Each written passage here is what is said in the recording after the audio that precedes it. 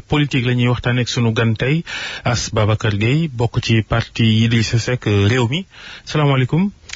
maaleykum salaam Babacar. di ànd ci waxtaan wi ak Georges Déthié Diop Rewmi ci boppam yaa ko teewaloon ci waxtaan yi gouvernement bi sumboon ak opposition bi jëm ci waajtaayu élection yi waajtaay yooyu nag la ca gën a doon rëq-rëq mooy fichier électoral di boyet bi nga xam ni fa la ñu bind turu ñi am sañ-sañu wote ci réew mi ngeen bëgg caa jot ndax da ngeen njort ay luubal ci yëf yi am na sax benn kuréel bu ñuy wax Front de défense de la République buy amal doxu ñaxtu ëllëg ci Ndakaaru yéen bokku leen ci mbootaay googu waaye yéen a bokki jàmbat. dëgg la Babacar bokk ñu ci naam ci demi ay réunion ak di toog waaye bokk nañ ci bu baax ci unité d'action parce que lépp li nga xam ni front bi mu ngi koy def vraiment réew mi mu ngi au premier plan bi mujj am sax gis ngeen ko le vice-président du parti a été arrêté par rapport à ça donc tey jii activité de terrain yi ñoo ëpp solo activité de bureau yi donc mën nañu wax ni bokk nañ ci ndax bokk nañ ci du lenn lu dul combat bu front boobu yëkkati rek wax dëgg yàlla la réew mi au devant. léegi loola ngir bëgg a yëngal la rek doxu ñaxtu boobu wala dëggantaan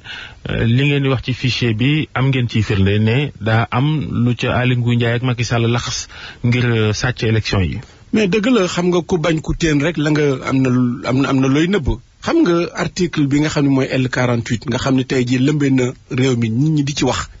mooy article bi nga xam ne dafa am ñaari aspect bu njëkk bi mooy parti politique yi dañu am droit de contrôle c'est-à-dire contrôler est-ce que seen ay militants dañ leen inscrire ci biir fichier électoral bi wala nekkuñu ci aspect boobu rek la Aly Ngouille Ndiaye jël en compte c'est-à-dire l'aspect contrôle mais boo xuusee ci article bi li ci ëpp solo mooy les partis politiques dañu am un droit de contrôle et un droit de regard sur le fichier électoral parti boobu nag la ñu bañ a jox. Aly Ngouille Ndiaye woowoon na leen ngeen yóbbu seen i boroomi xam-xam foofa waaye ne ngeen lam leen wan doyu leen yeneen lu ngeen bëggoon laaj ci ñi bindu ci liste bi ay information yoo xam ni moom ministre bi nee na mënu leen ko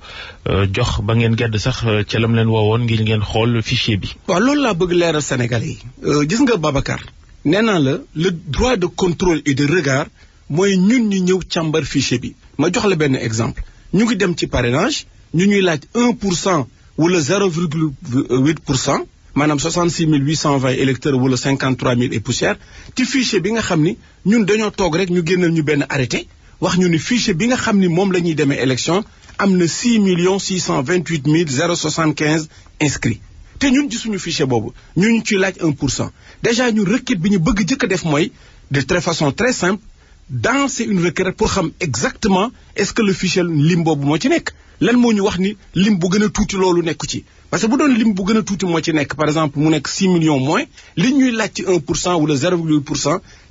dafay gën a wàññeeku donc xamuñu ko déjà xamuñu nu mu toll. beneen bi mooy wax naa la ni droit de contrôle bi y a pas de souci maanaam ñëw rek dugal xool ndax yaa ngi ci biir fichier bi loolu am na. droit de contrôle mais droit de regard bi nga xam ne moom la ñu soxla pour xam véritablement lan moo ci xew ma jox lay exemple bi ñu ko mettre en ligne rek ñun gis nañ ci ay incohérences yu bëree bëri il y a beaucoup de Sénégalais yi nga xam ni bu ñu jëlee seen numéro carte électeur wala seen numéro carte d'identité nationale wala ñu jël seen numéro récépissé dugal ko ci dañ leen di wax ni nekku leen ci biir fichier bi alors que ñu ngi yore seen carte électeur donc il y a beaucoup d'incohérences par rapport à ça donc ñun kay wax dëgg yàlla dañu war a bàyyi ñu ñëw seet si ko ni ñu ko bëgg a seetee ñu mettre ko à notre disposition buñ ñu boolee aussi ak Sénégalais yi laajuñu ay données personnelles parce que tey jii le discriminant nga xam ne mooy. Georges Déthié Diop bi moo ñu demaloon ca loolu am na lu ma la bëgg a laaj. waaw li ma bëgg a xam moo di est-ce que li ñu leen tegal. fële ca ministère de l'intérieur mën na tax ñu xam ñaata inscrits. non mooy li ñu naan 6 millions nangam. mënuñu ko xam déjà mënuñu ko xam na ko Sénégal yi xam déjà le professeur Issa Sall am na benn xerañte bu mu def ak bu mu yëngatu ba naan am na une différence de 1200 voix xam nga tey jii bu ñu bàyyi woon rek tey jii ñu certifier Sénégalais yi ni effectivement loolu ñu jàpp par arrêté ni nangam moo nekk ci fichier bi effectivement loolu la dañuy xam ni donc dëgg la mais leer na la ni requête bu ndaw boobu rek mooy la première requête. bu ñu bàyyoon ñu def ko rek ba woon Sénégalais ni ñii kat lañ ñu waxoon ni moo nekk ci fichier bi nekku ci dañuy xam ni mbir mi xam na yàqu. est-ce que fichier bu fiable à 100% am na ci àddina. non amul fenn mais nag dafa am le minimum gis nga Georges mbir mi xam nga fan la nekk bu fekkoon ne jub la ñu bëgg article L11 bi nga xam ne moom moo wax ni fichier bi dañ ko war a jox mooy liste d'émargement yi dañ ko war a jox les candidats n'est-ce pas 15 jours avant bi ñuy def réforme bi di dugal parrainage bi di jël ñaar fukki article ak juróom-benn di ko taaye nu mu leen neexee bu deen njub rek la ñu bëgg premier article bi ñu waroon jëkk laal mooy article L11 pour wax ni comme parrainage bi dugg na fichier bi dina disponible pour consultation parce que c'est ça qui était normal mais comme defuñu loolu tamit ba tey bu fekkoonte ni dañu bëgg njub quand on dit que 15 jours avant les élections bu doon jub la ñu bëgg wax dëgg yàlla waroon nañu ko mën a génn mais damay attirer attention sénégalais yi que du ma ni c'est un faux débat c'est un premier combat mais xam na ñun actuellement gouvernement bi avec Aly Ngouille Ndiaye ni muy insister ci loolu dafa mel ni yàq buñ ñu sànni rek ñu nekk di ci ngereñ alors que ñoom ñu ngi sur d'autres projets. mais je pense aujourd'hui il faudrait qu'on parle de ça parce que na leer yéen contrôle ngeen laajoon donte sax yaa ngi wax droit de regard. Est-ce que yéen vous n'êtes pas pris à votre propre piège waru leen woon mën a laaj li nga xamante ne moo di audit complémentaire. non du loolu. ndax am na audit bi fi newoon waaye Union européenne defoon ko fii te am nañ ci waxoon. non du loolu xam nga dama bëgg Sénégalais yi xam ni dafa article L48 moo ñu may ñu auditer. parce que mais laaju leen audit justement. non dañ ko laaj L48 bi dañ ko laaj bu ñu waxee ni application L48 laaj nañ ko Georges ndax L48 lu mu wax mooy effectivement le ministère des Affaires étrangères fait tenir le fichier des électeurs en vue des contrôles des inscriptions loolu la ñu defal te lañ ci def baaxul. mais deuxième alinéa bi la Sénat ainsi que les partis politiques légalement constitués ont un droit de regard et de contrôle sur la tenue du fichier loolu la ñu bañal. loolu du audit. non du audit mais la ñu soxlawuñu audit profond li ñu soxla mooy càmbar déjà ce fichier là pour xam ne lim boobu ñu wax ni. ñu ngi seen taxawaay dafa xaw a safaanoo ndax audit boobu ak càmbar gi Union européenne am na seen i borom xam-xam yu ko def ba ni yëf yi baax na ngeen ni d'accord leen te yéen Union européenne boobu yéen a wëlbatiku di dem ci ñoom di jàmbat finalement kenn du comprendre lu ngeen bëgg. déedéet buñ ko waxee noonu Union européenne boobu tey jii loolu nga xamoon def na ko comme audit te ñu ni audit bi baaxul ñu naan le fichier est fiable à 98% alors que ñun bi ñu xoolee liggéeyu Union européenne boobu liggéey boobu jarul woon sax ñuy mobiliser pendant 1 mois par rapport à ça parce que en vérité bi ñu xoolee rek c'est presque benn audit la bi nga xam ni dafa basé wu sur les erreurs matérielles parce que bu ñu demee ba ni il y a 125 000 nu mu tëddee ay erreurs matérielles moo ci am. mais curieusement soo jëlee 125 000 boobu erreur matérielle nga rapporté ko sur le fichier sur le quota du fichier da ngay tombé ci 1,2% boobu 1% 1,90% boobu ñu ne par exemple 2% bi ñuy wax. donc en vérité ñun laaju ñu woon loolu parce que ñun dañu laajoon l'audit du processus électoral parce que en vérité le processus électoral c'est quoi depuis inscription yi. xuus ñëw ci production carte d'identité nañ ko joxee fañ ko joxee et cetera ñëw ci taxawaayu Sénat ñëw ci représentation diplomatique nan la ñuy taxawee ñëw ci et cetera ñu jël donc fi ñu amoon problème moom mooy. c'était le référentiel. mais seulement processus électoral boobu am na ay discussions yi nga xamante ne amoon na fi. ay parti demoon yéen itam da ngeen dumuy woon waxtaan woowu. foofu nag c'était un aspect politique parce que dañoo jàppoon ne nit ki nga xam ni ay waxam da cee def laalo gëmu ko. mais am na ñi nga xamante ne yéen a ngi ànd ak ñoom tey gii nii ñoom ñoo nga fa woon te li nga xamante ne Union européenne defoon na ko fa ñoom validé nañ ko. non ñooñu benn la ñu ñuy manipuler. mais au moins avec yéen. benn yu ñuy manipuler bare na ñi nga xam ni demoon nañu parce que dañu am souveraineté comme ñoom Cheikh Bamba Dièye ak ñeneen ñu respecté leen non je dis que am na ñi nga xam ni ay demoon nañu ci loola mais dellu siwaat nañu xam ne ay la yëwan wax jooju amul solo li ñu waxoon. mais waa UCS ñu ngi fa woon te yéen a ngi ànd ak ñoom ci ku jéggi di xeex. non wiiri jaari ndaari ma ne wiiri jaari ndaari boobu ñu doon wax ñëpp ñi nga xam ne demoon nañ ci loolu gis nañu ni la position de réew mi ak ñeneen ñu mel ni noonu wax dëgg yàlla dafa leen conforter parce que tey jii ñu ngi xëy war a marchaat donc lépp lu ñu bon xalaatoon ni effectivement du ñu doxal njub dañ ko gis de façon très claire et en vérité dama koy wax nañ ci xuus aussi ce fichier là bi ñuy wax nii lu tax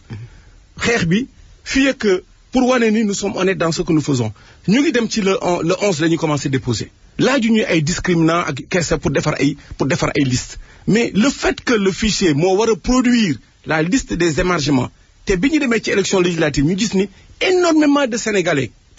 Sénégalais dañuy yor seen carte électeur dem ca bureau de vote te duñu fa fekk seen tur loolu mooy problème bi te xeex bi fa la jëm dafay continuer ba ci élections yi parce que aujourd'hui on a eu vent que ci loolu rek la ñuy liggéey la manipulation des élections c'est essayer jël le maximum de Sénégalais yu bokk ci kujje gi pour empêcher leen ñu voter. mais est-ce que jamono ji du da ngeen di jéem a lëndëmal xelul Sénégal yi ndax ni ñu voté ci législative ya ak li nga xamante ne moo ne ci fichier ba du benn. xaaral ma jox la dafa yokk 400 000 personnes ma jox la benn exemple ci ñun fa ñu nekk lañ leen di xaar démb rek sañuy plénipotentiaire réew mi au niveau de Touba. Touba nga xam ne enjeu la muy Dan Bamba Kane ak Oumar Gueye dem nañu ci benn réunion sous-préfet bi nga xam ne dafa leen woo pour wax leen ni dañuy créer juróom-ñetti centre de vote yu bees dañuy déplacer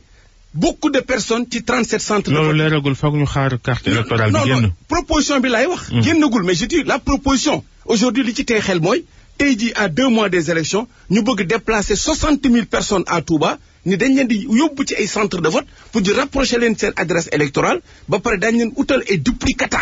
avant élection yi alors que la production et la distribution ça pose problème ñu bëgg duggaat ci 3 mois avant les élections pour jël ay nit defal leen ay carte électeur joxaat leen ko ci diggante mënul nekk donc li ñu càmbar mooy bëgguñu lenn lu dul comme actuellement yor nañu entre leurs mains les potentiels votants de l'opposition parce que Macky Sall bu demee ba ni am naa ñetti millions votants damay dem deuxième tour parce que am naa ñetti millions parrain dafa ñuy nangul ni suñu 66 820 yi ñu ko jox probablement ñun la ñuy voteel donc li ñu bëgg def mais foofu bu leen ko wax Macky Sall seulement parce que muy opposition muy pouvoir bi ñu ne ci parrainage bi daa am chiffre bi nga xamante ne moom moo nekkoon seeni objectif te loolu duñ ko yóbbu ci parrainage. du ñëpp nag ñun dañoo considérer ñun réew mi parrainage comme benn xee bu jëkk rek bu ñuy tëb pour dem ci leneen on a cherché uniquement 100 000 parrains on a lancé les 100 000 volontaires de Idrissa pour jël 66 820 yi dugal am suñu réserve teg ci à côté parce que maintenant li ma bëggoon wax mooy bu ñu xamee ne aujourd'hui il y a 10 candidats rek Georges pour que ñu xam ne li ñuy def xam nañ ko 66 820 yu jóge ci ñu am ci 10 candidats bu ñu perturbé ak yi njuuj njaaj yi ñuy def ci liste d'émargement yi bu ñu perturbé pour chaque candidat 50 personnes de vote 50 dans chaque commune juróom fukki nit rek xëy suba teel ñu tas ko ci biir commune bu ñu demee du ñu xam ñun leen nekku leen ci bu ñu ko defee pour 10 candidats dañuy perturbé 50 000 ci départ non 50 personnes j'ai dit 50 personnes dans la liste de Idrissa Seck pour être clair suñu perturbé 50 personnes seen vote ci commune bu ci nekk ci Sénégal 8 heures rek ba ñuy voté kenn du ko xam ñu tas leen bu ñu defee loolu rek dañuy perte bu ñu ko defee pour 10 candidats dañuy perturber le vote de 270 000 Sénégalais. léegi ku wax lii wax la ca des seen taxawaay yéen waa réew meeg seen candidat Idrissa Seck ak Touba gi nga tudd sànq ak murit gi yees gi Idrissa Seck doon léegi bu ngeen di xayma seen bopp ci li fi mujj am ci élection ak fii ñu jëm. da ngeen a avancé da ngeen a arrière wala da ngeen a tàggatémbe. waaw dañ cee avancé bu baax a baax a baax boo gisee ñuy ngoy ci Touba googu dañoo xam ni Touba gi échappé na Macky Sall te wax dëgg yàlla am nañ ci yaakaar bu bare moo tax ñu jébbalug seen waa ji. jébbalug politique la rek. non jébbalu bi li ma leen di wax toujours boo dégloo Moustapha Cissé Lo avec son franc-parler ndeysaan ma déglu ko muy wax yan circonstance ak yan at ca gannaaw la Idrissa Seck nekkoon ci loolu rek daf ma réconforté donc Moustapha Cissé Lo kenn du ko neexal muy wax donc en vérité loolu amu ci mais li ma bëgg wax rek mooy taxawaay bi ñu ci bëgg am mooy tey jii bu fekkente ni dañuy wax ni booy voté da ngay dugg L78 da ngay wane sa carte électeur pour voter tey jii li ñu mënul nangu nag mooy bu liste d'émargement yi di génn ci fichier électoral parce que xeex bi foofu la nekk Sénégalais bu ñëw ci ab bureau de vote yor sa carte électeur ñu ne la fii nga war a voté bu ñu yëree kayit gi ne la doo fi voté rek nga wane gannaaw loolu amatul li ñuy exiger mooy bépp Sénégalais bi nga xam ne jox nañ ko carte électeur ni ko bërëb sàngam ngay voté. loolu mbaa du jaxasoo. non dëggal bu ñu ñëwee ci bureau de vote bi ñu yokk ci seen tur comme ni ñu ci yokkee turu les missionnaires comme ni ñu ci yokkee turu les membres du bureau de vote parce que dëgg nag le droit de vote yow yaa ma jox carte ni ma école 6 ngay voté bureau numéro 3 jox ma ay liste d'émargement yi nga xam ne su ma duggee ci biir sama tur du fa nekk léegi rek ma génn wane ginnaaw non c'est pas normal il faudrait que ñu xoote par rapport à ça c'est L78 boobu ndax ba ñu bëggee ci référendum bi carte électeur yi génnul ñu yor récépissé yi dañoo woote. loolu bu ñu ko defee fu waaye jógee mën naa yor carte rek ne. mais Babacar déedéet. dañ ma produire carte man. bind ci fi ngay wote bind fi ni école 6 laay voté ñoo ma ko jox. daaf moo ma ko jox génn ko ni ma fii ngay voté bureau numéro 3. loolu bu amee Aly Ngouille Ndiaye mii ngeen di tuumal ni day luubal bu ko neexee kon defari carte yu bëri bind ci bërëb bu ko neex. nit jox koy nit ñu dem voté fu leen neex. loolu moom ma ngi koy def du waxee fu ne xam nga lan mooy problème bi mooy les militants de l'opposition ñoom la ñuy empêcher ñu voté moom wax na lu leer képp ko ànd ak Macky Sall dinaa fexe ba nga jot sa carte électeur dinaa fekk nga voté bon mu ngi ci loolu waaye dinaa fekk voté ba pare ñi nga xam ne ñoo war a voté kujje gi dinaa leen téye loolu la ñuy bañ na ñu bàyyi ñi ñu bëgg voteel ñu voteel ñu. Donc j'attire l'attention du ministre Aly Ngouille Ndiaye que nous continuons à récuser moom ak le DAF la Ibrahima Diallo bi nga xam ni dem na à la retraite ñu maintenir ko pour vraiment ay besoins yi nga xam ni dara rafetu ci. Donc aujourd'hui li amoon daal xam nañu fa ñu jëm fekk nañ leen fa bépp sénégalais bu fekkee jox nañ ko carte électeur ni ko bërëb sangam ngay voté dara du ko empêché mu voté foofu bu dee kay dëgg la ci ñoom loolu amul nañu d'accord ci loolu mais duñ ci d'accord parce que le vol électronique actuellement la ñu nekk ndax tey jii kujje gi booloo nañu suñu doole ba nga xam ni lu daan naxas ci suñu ñun nga xam ne ñun nous étions fautifs parce que mënuñu nekk fukki candidat en face de Macky Sall muy am benn bureau ci Sénégal bi nga xam ni opposition bi du fa toog loolu moom dafay dañ complètement. yéen waa opposition bi seen candidat yu bëri yaakaar ngeen ne dana jur la ngeen bëgg ci jële fi Macky Sallam foogoo leen ni ñenn ñi bu ñëpp booloo itam ñenn ñi àndandoo. déedéet xam nga Selbé Boun le premier ministre wax na ko nee na il n'y aura pas 5 candidats plus de 5 candidats devant Macky Sall maanaam ñoom seen plan taxaw na juróom ñooy jàkkaarloog Macky Sall. te juróom yooyu daañu ci am sax ñu ngi ciy jéem a maîtriser loolu la donc waxuma ànd bi. li ngay wax ni mooy tekki ni Macky Sall mooy wax conseil constitutionnel defal lii ak laa. wax xam nga lu tax ma wax loolu xam nga boo demee ci article 118 boobu tamit beneen xeex la mi nga xam ni fii ak le 11 bu ñu paree marche bi ci la ñu nekk xam nga article L 110 boo demee ci élection départementale wala nga dem ci élection municipale wala législative bu ñuy déposer parrainage ndax foofu it am na parrainage dafa am commission buy toog parti politique yëpp ku ci nekk am ku la fa toogal ngay xool. waaye li ci doy waar Babacar ak Georges li ci doy waar mooy boo ñëwee ci article L 118 le 11 bi ñu war a déposer ji article bi dafa wax ni le conseil constitutionnel peut mettre en place un dispositif bi nga xam ni kujje gi dina am ñu fa toog maanaam dafa aju rek ci conseil constitutionnel buy jël liste yi le 11 parce que ñun incha allah réew mi le 11 la ñuy ñëw bu ko neexee mu ni am leen ay représentants ngeen xool ngeen toog pour xool kan moo jëkk déposer bu ko neexee loolu lu doy waar la moo tax. daañu rencontrer le conseil constitutionnel wax ñu dañuy jàmmarloo ak moom waxtaan ak moom pour ñu wax ñu les dispositions yi nga xam ne moom la ñuy déposer parce que boo ma jëkkee déposer doublon bi ci man lañ koy génnee te gis nañu ni lu ñu naan chat échaudé voilà gis nga bi ñuy dem di jëli ji suñu clé yi ak suñu ay éléments wu parrainage man maa représenté Idrissa Seck maa demoon maa fa jiitu la coordinatrice du parrainage du candidat Macky Sall muy Adja Mimi Touré maa ko fa jiitu mais bi ñuy joxe documents yi moom la ñu njëkk jox